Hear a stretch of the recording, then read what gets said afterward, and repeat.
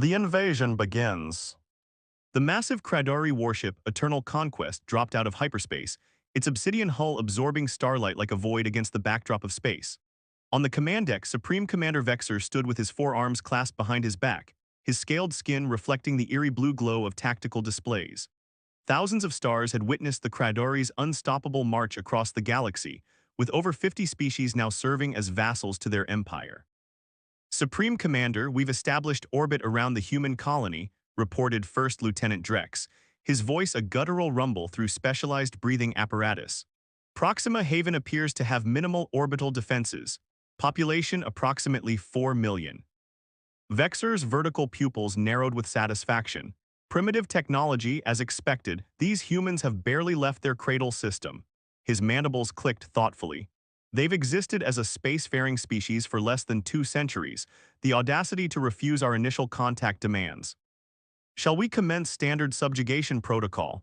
Drex inquired, already inputting commands into the ship's weapons systems. No, Vexer replied, his voice cold and calculated. The humans have spread to multiple systems with remarkable speed. Make an example of this colony, full devastation pattern. I want Earth to witness what defiance costs. The attack came without warning. Cradari assault vessels descended through Proxima Haven's atmosphere, their energy weapons carving fiery paths across the planet's surface. Defense platforms were obliterated before they could respond. Cities burned. Farmlands withered under concentrated plasma bombardment. On the colony's main governmental complex, Captain Nora Winters watched in horror as the alien vessels methodically destroyed everything her people had built over 3 generations. Tall and battle-hardened with a network of scars running down her left arm, Winters had commanded Proxima Haven's modest defense force for 15 years. Now, she was witnessing its utter destruction. "Status report," she demanded, her voice steady despite the chaos. Lieutenant Marcus Dahl, blood trickling from a gash on his forehead, looked up from his terminal. "It's bad, Captain. 80% of our defense grid is gone. Communication towers in sectors 3 through 7 completely destroyed. Civilian casualties," his voice faltered, estimated at over 700,000 and climbing. Winters slammed her fist against the command console. "And our ships?" "The few we had were destroyed in orbit," Marcus replied grimly. "But we managed to get an emergency beacon away. Earth knows we're under attack." Outside, the sky had turned an apocalyptic red from fires and ash. Winters watched as another Cradari vessel systematically leveled the agricultural district where her brother and his family lived. She felt something harden inside her, not fear, but a cold, calculated rage. "Record everything," she ordered. "Every atrocity, every civilian target. Earth needs to see what we're dealing with." Hours later, as Proxima Haven lay in ruins, Supreme Commander Vexer broadcast his message across all frequencies. His angular face filled screens on Earth, his voice translated into mechanical English. "People of Earth, I am Supreme Commander Vexer of the Cradari Dominion. Your colony has fallen in mere hours, your ships are primitive, your weapons insignificant, your species inferior. You have 96 of your Earth hours to surrender unconditionally. Refuse, and we will render your homeworld uninhabitable as we have done to countless civilizations before you. There will be no negotiation. Submit or perish." The transmission ended with footage of Proxima Haven's destruction. Cities reduced to ash, millions dead or captured, and Captain Winters being dragged in chains before Vexer as a trophy. In the United Earth Defense Headquarters beneath Rio de Janeiro, General Thomas Hammond watched the message for the 4th time, each viewing stoking the fire in his chest.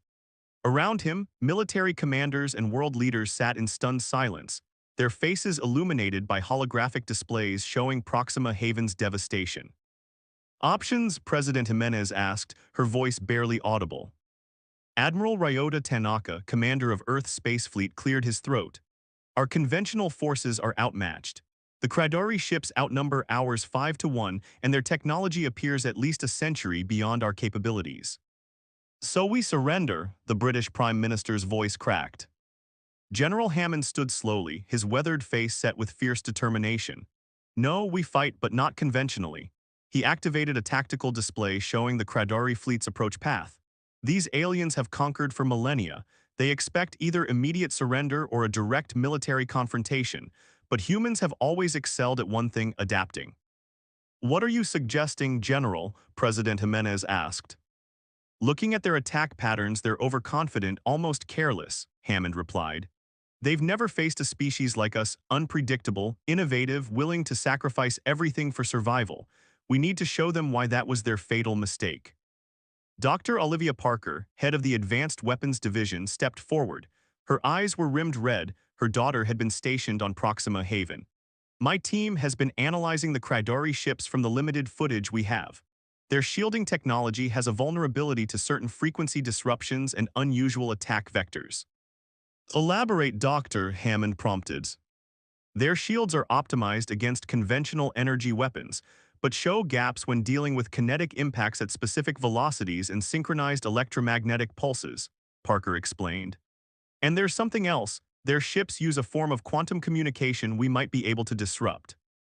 The room fell silent as the implications sank in. Then Admiral Tanaka spoke, his voice steady. So we don't fight fair, we fight human. The next 72 hours witnessed humanity's transformation. Every shipyard worked around the clock, not building new warships, there wasn't time, but modifying existing vessels. Cargo haulers became missile platforms, mining ships were outfitted with improvised weapons, even civilian vessels were conscripted and repurposed. Meanwhile, in secret facilities scattered across Earth and Mars, scientists and engineers worked feverishly on Dr. Parker's discoveries. They developed quantum disruption devices that could sever the Cradori's communication networks and synchronized EMP weapons calibrated to exploit shield vulnerabilities. Their mistake, Dr. Parker told General Hammond during a rare break, was assuming our technological inferiority means we're less dangerous. They don't understand that humans have been killing each other creatively for millennia. We're very, very good at finding weaknesses. Throughout Earth, old enemies became allies overnight. Nations shared military secrets and technologies freely. Corporations opened their patents. For the first time in human history, the entire species united under a single purpose: survival. Factory workers operated machinery for 40-hour shifts. Retired military personnel volunteered for suicide missions. Children helped convert 3D printers to produce weapon components. The transformation wasn't just technological, it was psychological. The images from Proxima Haven had awakened something primal in humanity's collective consciousness, not fear, but a cold, calculating fury. General Hammond hadn't slept in days, coordinating the global response from his command center. His staff watched with a mixture of awe and concern as this normally measured, diplomatic officer became something harder, more dangerous. General, Major Lin reported, the Cradari fleet has entered the solar system. ETA to Earth, 24 hours. Hammond nodded, his eyes fixed on the tactical display, and Captain Winters. Still alive, according to our intelligence, being held on the Cradari flagship as a trophy. Hammond turned to the global communication system. All ships, all personnel, this is General Hammond. The enemy approaches, expecting us to either surrender or mount a conventional defense. They are wrong on both counts. He paused, choosing his words carefully.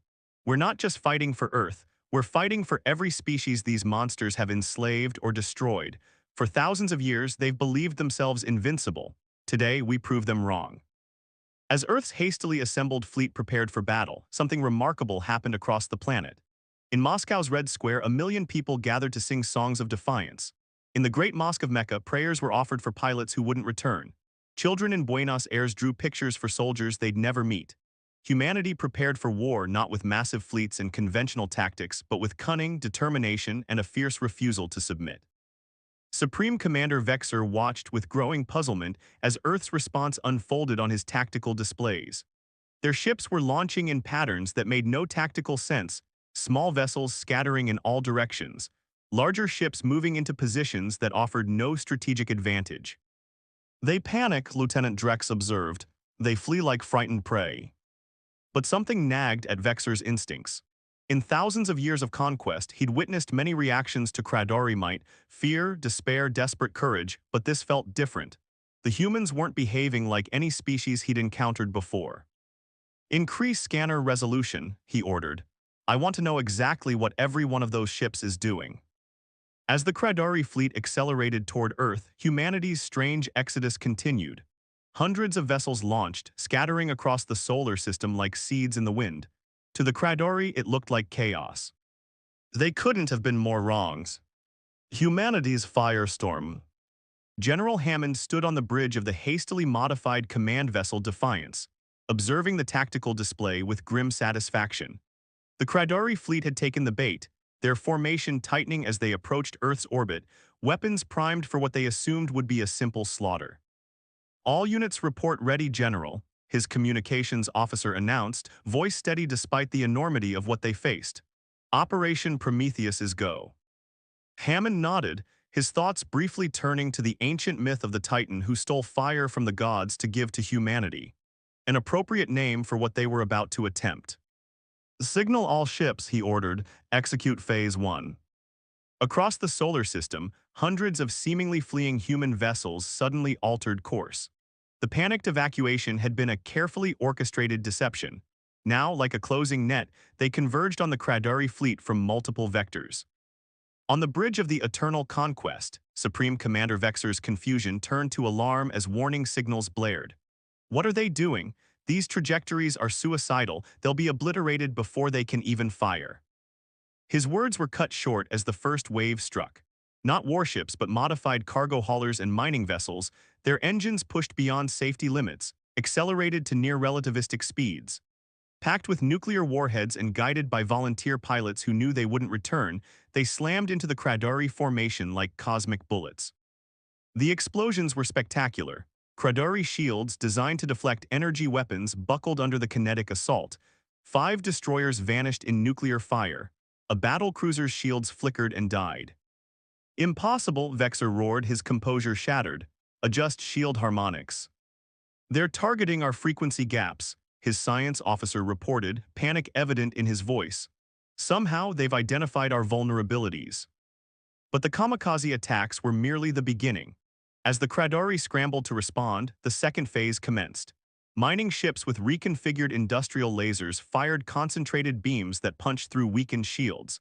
Civilian vessels piloted by volunteers delivered payloads of experimental weapons directly into Cradari engine cores. The battle wasn't elegant, it wasn't honorable by Cradari standards. It was desperate, brutal, and utterly human. "Their attack patterns make no sense," the Cradari tactical officer hissed. "They're random, chaotic. Our targeting computers can't predict them." "Then target manually," Vexor snarled, but he was beginning to understand. The humans weren't fighting like soldiers. They were fighting like cornered animals with no regard for their own survival. On the Defiance, General Hammond watched the casualty report scroll past with stoic determination. Every red marker represented a ship lost, a crew sacrificed. But the strategy was working. The Cradari formation was breaking apart, their disciplined ranks dissolving into confusion. "Phase 3, he ordered. "All military vessels engage now." Earth's actual warships entered the fray. Though outnumbered and outgunned, they had advantages the Cradari hadn't anticipated. Human crews, evolved from persistence hunters, maintained focus and coordination far longer than their enemies expected. Human tactics, born from millennia of asymmetric warfare, proved unpredictable and adaptive. Captain Jackson Ford of the destroyer Vengeance demonstrated this perfectly. Facing a Cradari dreadnought 10 times his vessel's size, he didn't engage in a futile exchange of fire. Instead, he utilized his ship's superior maneuverability to remain in the dreadnought's blind spots, targeting specific systems with surgical precision. "Their point defense is automated," he told his crew. "Predictable patterns, stay random, stay alive." Across the battlefield, similar scenes played out. Human ships fought dirty, using ramming attacks, false surrenders, and even broadcasting psychological warfare on Cradari frequencies. They exploited every weakness, every assumption the Cradari had made about civilized warfare. But the true shock came from Dr. Parker's secret weapon. Hidden among the civilian vessels were specialized ships carrying quantum disruption arrays. As they activated in synchronized sequence, the Cradari fleet's communications network collapsed. "All communication channels are down," Drex reported, his usually confident voice now tinged with genuine fear. "Ships can't coordinate defense patterns." Vexor stared at the tactical display in disbelief. After 5,000 years of conquest, the Cradari had never encountered a species that fought like this, with such brutal efficiency and complete disregard for conventional tactics. "Release the prisoner," he ordered suddenly. "Captain Winters, bring her to the bridge." Minutes later, Nora Winters stood before him, her body bearing the marks of captivity but her eyes still defiant. Vexor studied her with new understanding. "Your species," he began, mandibles clicking in agitation. "You fight like nothing we've encountered." Winters smiled coldly. "You should have studied our history before you attacked us. Humans have been killing each other since we crawled out of the mud. We're very, very good at it." Elsewhere in the battle, Dr. Harrison Way, Parker's brilliant protege, was implementing the final phase of humanity's defense. From his position on the lunar research base, he activated the most audacious weapon in Earth's desperate arsenal, a massive gravity wave generator, cobbled together from experimental technology and powered by the fusion reactors that normally supplied energy to the lunar colonies. "This is either going to save humanity or kill us all," he muttered to his team as the device hummed to life. Targeting Cradari flagship. The gravity wave struck the Eternal Conquest like an invisible hammer. The massive warship shuddered as localized spacetime distortions tore through its structure, rupturing hulls and overloading systems. Secondary explosions bloomed across its length. On the bridge, Vexor stumbled as the deck heaved beneath him. Emergency sirens wailed. Consoles exploded in showers of sparks. "What is that weapon?" he demanded, but there was no answer forthcoming. His crew fought desperately to save the failing ship. Captain Winters laughed, the sound harsh in the chaos. "That's human ingenuity, Commander. You gave us 3 days to prepare and we used every minute." Across the solar system, the tide had turned. Cradari vessels, cut off from Central Command and faced with attacks they couldn't predict, began to falter. Some attempted to retreat, only to be pursued by smaller, faster human ships that attacked like wolves, bringing down larger prey. General Hammond watched the battle with grim satisfaction. The cost had been horrific, nearly 40% of Earth's ships destroyed, millions of lives sacrificed, but humanity was winning. "Sir," his communications officer reported, "we're receiving a transmission from the Cradari flagship." Vexor's face appeared on the main screen, his usually immaculate appearance now disheveled, his bridge filled with smoke and debris. "What?" "General Hammond," he began, his translator rendering his voice with mechanical precision. "Your species has impressed us. We offer terms for cessation of hostilities." Hammond's expression remained stony. "The only terms we accept are unconditional surrender of all Cradari forces, the immediate release of all human prisoners, and withdrawal from every human-claimed system." "You ask for much," Vexor replied, his pride visibly wounded. "No, Commander, I'm giving you the only chance to salvage something from your catastrophic miscalculation. You thought us primitive. You thought our technological inferiority made us weak. Now you know better." Hammond leaned forward, his voice dropping to a dangerous whisper. "And know this, if you ever threaten a human world again, what you experience today will seem merciful by comparison. We don't just defeat our enemies, Commander, we annihilate them." The silence stretched for several seconds before Vexor responded. "We accept your terms." As the Cradari fleet began its withdrawal, Captain Winters was transferred to the Defiance along with other human prisoners. Watching the enemy vessels limp away, she stood beside Hammond on the bridge. "They'll be back," she said quietly. "Maybe not tomorrow, maybe not for years, but they'll return." Hammond nodded. "And we'll be ready. This war has changed us, united us." He gestured to the tactical display showing Earth's surviving ships. "For the first time in our history, humanity fought as one. We won't forget that lesson." In the days that followed, as Earth began to rebuild and mourn its losses, something unprecedented happened. The various nations and factions that had temporarily set aside their differences to face the Cradari threat didn't return to their old rivalries. The unity forged in desperation held firm in victory. 6 months after the Battle of Earth, the Terran Alliance was formally established, a unified government representing all of humanity. Its first actions were to establish a comprehensive defense network around all human worlds and to begin an aggressive program of military and technological development. The message to the galaxy was clear: humanity would never again be underestimated. 1 year to the day after the Cradari attack, a monument was unveiled in what had once been Proxima Haven's central plaza. It depicted not a soldier or a weapon, but a simple human hand raised in defiance against the stars. The inscription read, "They came expecting submission. They found humanity." Supreme Commander Vexor, demoted and disgraced for his failure, stood before the Cradari High Council. his once proud posture now hunched with shame. These humans, the council elder demanded, assess their threat level. Vexer considered his answer carefully. They are technologically inferior, numerically inferior, and physically weaker than many species we have conquered.